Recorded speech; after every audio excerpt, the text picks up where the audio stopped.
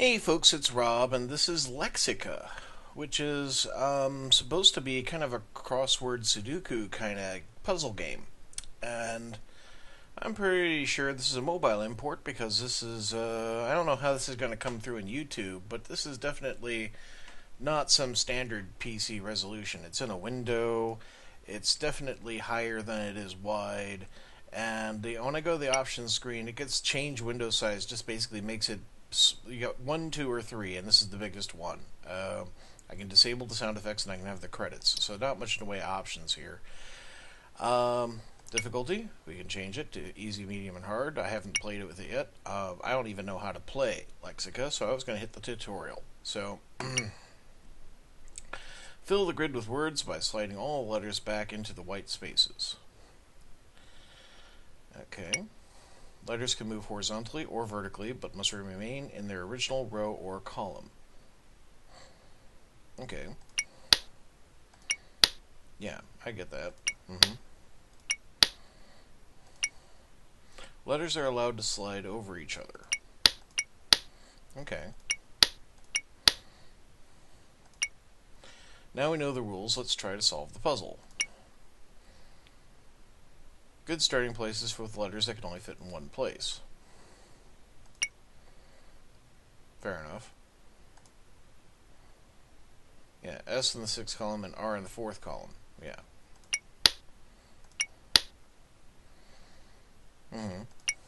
Simply look for rows or columns with one white space. Well, yeah. And then there's the ones with the two, and so you're going to have to choose between the 2 points. Right. Okay. And then, yeah. As it is also good to look for rows and columns containing only 2 white squares. If there are 2 possible letters available for these spaces, then you can set up linked pairs. When one of these squares is solved, then the other square will also be solved through elimination. The locations around the grid which contain no letters, just a dot, are also useful. Some empty squares have a limited number of possible letters. Top row has 2 dots, and this means that the first, third, and fifth squares of the top row can be narrowed down. We now need to start using our knowledge of how words are built up in English. We need to look at the letter combinations. Well, this is quite an in-depth tutorial, I gotta say.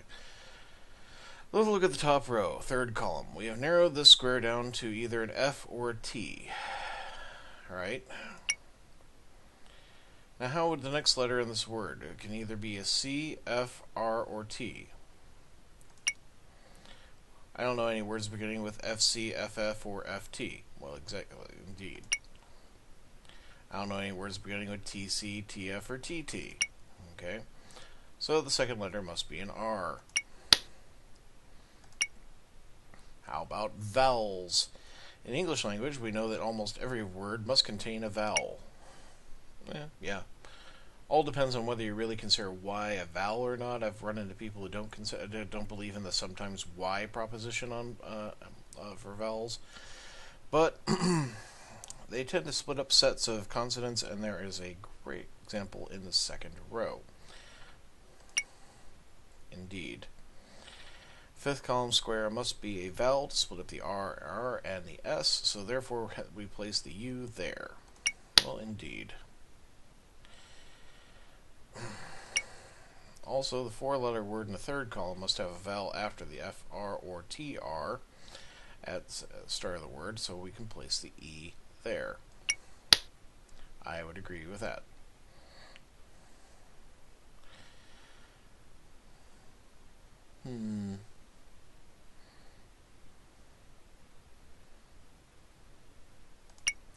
Having filled those vowels, we can see that some of the other squares can be filled in immediately. S must go in the 5th column of the top row.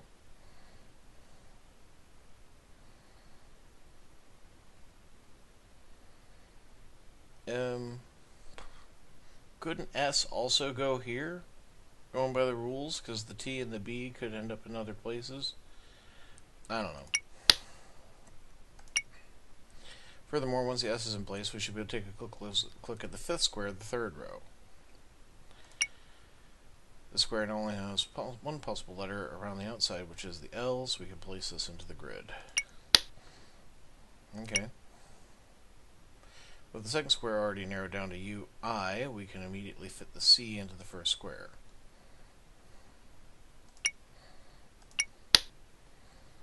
Well, I'm pretty sure that's cirrus then.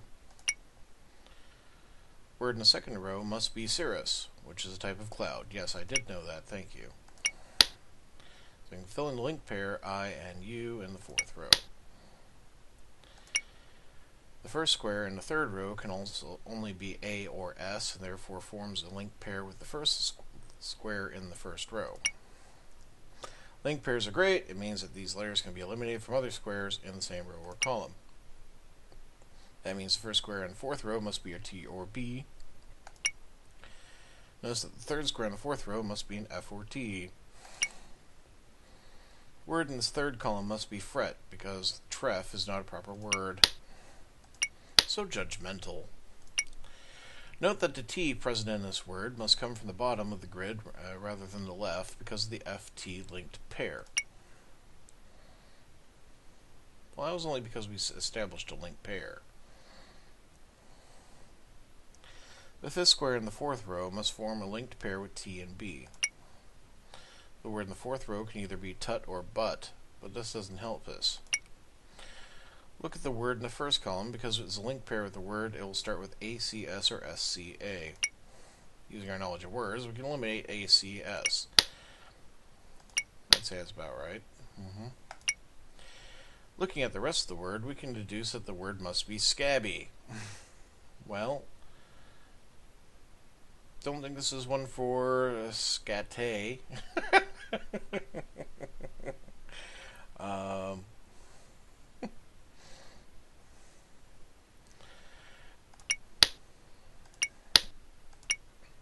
Using further elimination, the word in the fifth column must be found to be sultan. And then it means the fourth row is but. Congratulations, you solved your first lexica. Well, actually, I haven't. You did. So, back. So let's see how badly I do when I actually go and run my head into one. The first puzzle. So, right, there's like one possible place for that, and one possible place for that, and really there's no other letters going to hit here, so that's egg. Wow, this is basic. I mean, wow, okay. Yeah, we'll play the next puzzle. Okay.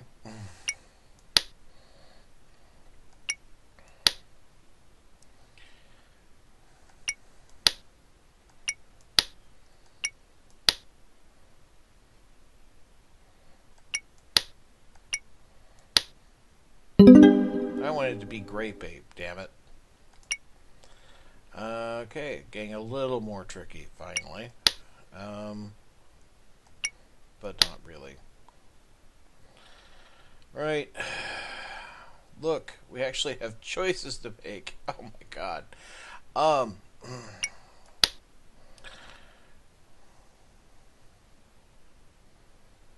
Let's see.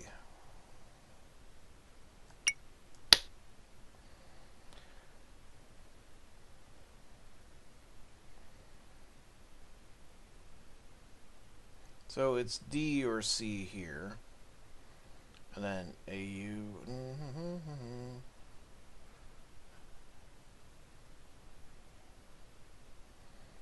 Could be cup. I could see cup. So if it's a U there.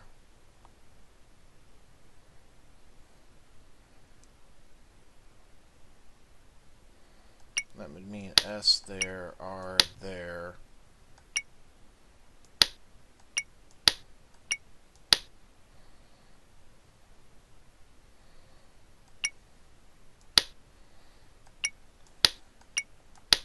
There we go.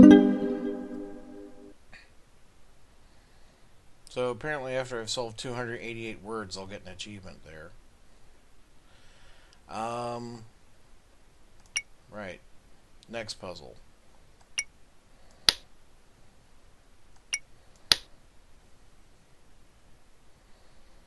Okay. That's all the ones that are actually just one-offs. This has to go to one of those two places.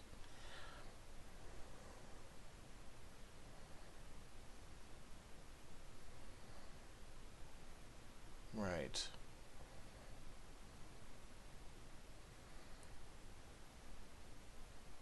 Well, I know tie is a word.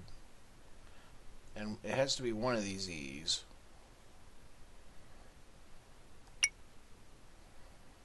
And if I put that there, then there's nothing else to fill that spot. So, we'll use that one. And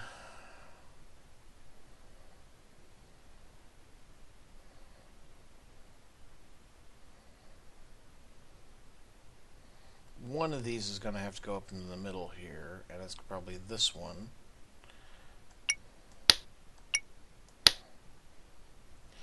And then,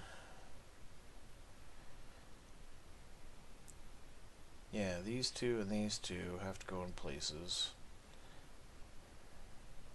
One with these. Okay. So that means we're figuring out those words. I already thought it'd be tie.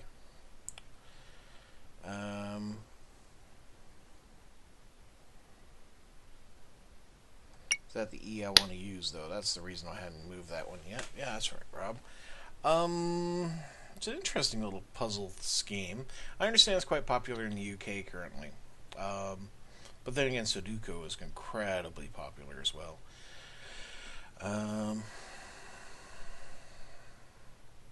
Well, we know a lot of words start with ch, and we could have chi, and we could have hen, or we could have hue.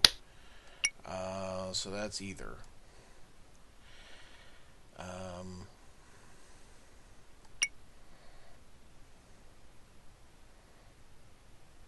Really, there's nothing else that could be in that spot except for that E, or this K, or this E. How about this spot? It has to be the W or the N. But we already know hue and hen are both words. That's not helping.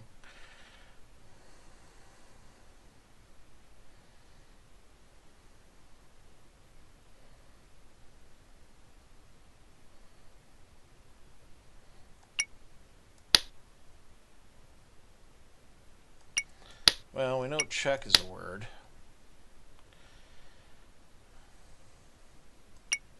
That would leave E and S.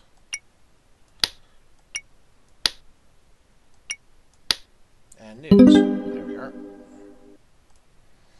Alright, I think you got the idea of what we got going on here. As you can see, this does go on for a while. That's 8 on the easy pack.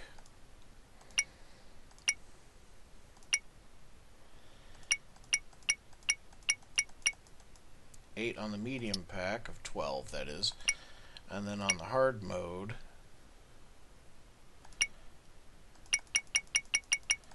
8 more of 12, so that would be 96. So 3 times 96. 270 plus 18, 288. Right. And then we have stats. But it says I haven't completed no puzzles and have no average time. So clearly the stats... Oh, that's stats for hard. Okay. Stats for easy. There we are. 4 puzzles completed. Fastest time 19 seconds. Slowest time 3 minutes 12. Rating master. Yes. So that's been Lexica. I picked it up for, I think, for less than the cost of a soda. So I can't really complain about it much. The audio's limited, as you can hear. It does what it says it will on the tin. It's a little puzzle game. I know people like puzzle games, certainly as little diversions. It's certainly lightweight and certainly not making any demands on my system. So it's something you can do on the side while your computer's doing something else, which is usually when I play puzzle games, because like when my computer's encoding and uploading. I don't want to tie it up with like an MMO and everything comes screeching to a halt. Um, so yeah, if you can get it for 49 cents like I did, go ahead, go crazy. Um, I hope it's your cup of tea. It's all right. Um, I was never huge on crosswords, although I did quite like Sudoku, so I'm kind of middling on this one. But you know, I imagine for some people this is hot. This is hot damn. But I'm pretty sure that this is a mobile app. In which case, I mean, all the mechanics scream mobile, all the functions scream mobile, the very aspect ratio screams mobile. Um, I mean, it literally is the shape of my phone. um, so maybe it's available for free. I'm not sure. Maybe it's a paid download, in which case this is probably a worthwhile value. Maybe you have to unlock all the puzzles, in which case this might be worthwhile. I've certainly run into that before with certain puzzle games. Um, but yeah, that's been Lexica. Thank you very much for watching. Hope you have a great day, folks. Goodbye.